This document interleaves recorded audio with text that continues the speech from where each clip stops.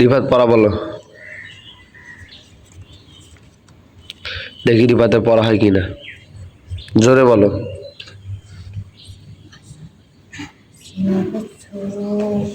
একটু জোরে বলো।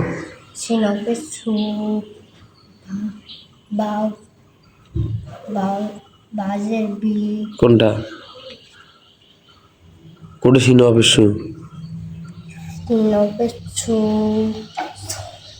আলিফের উপর জবর, সিনের উপর জজম, হামজা সিন জবর আশ, সু করে হেন,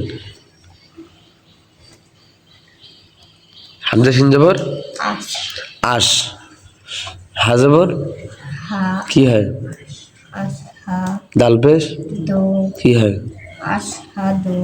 তা তুমি তো মানে পড়া পড়ো না। তোমার নাম যে রিফাত, এটা কে রাখছে রিফাত? হ্যাঁ, তুমি তো পড়া পড়ো না, এখন বানান করো। আমি বলে দিছি না, আমি তোকে বলে দিছি, জোরে বলো, আমি তোকে বলে দিছি। ঠিক আছে, পড়ো।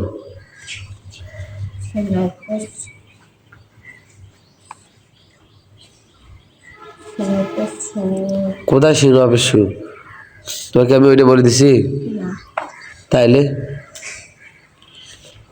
প্রথমটা কি? প্রথম হরফটার নাম কি? হ্যাঁ, আলিফের কি আছে? জবর। সেটার উপর কি আছে? জের না জজম? কি হয় এখন?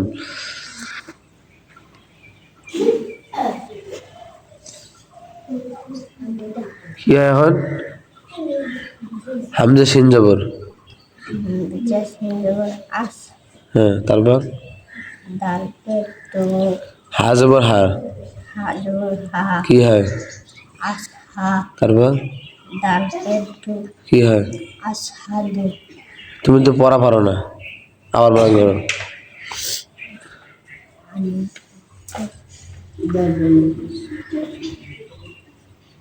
আবার বলো, বানান করো।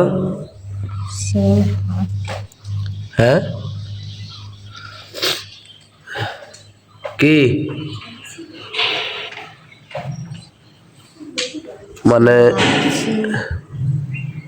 সম্মানিত দর্শক শ্রোতা, আপনারা দেখতে পাচ্ছেন যে রিফাত মানে এত মেধা কম, মানে কয়েকবার বলে দিলাম, আপনার ভিডিওতে দেখতে পাচ্ছেন যে কয়েকবার বলে দিলাম, এখন বানানে করতে পারতেছে না।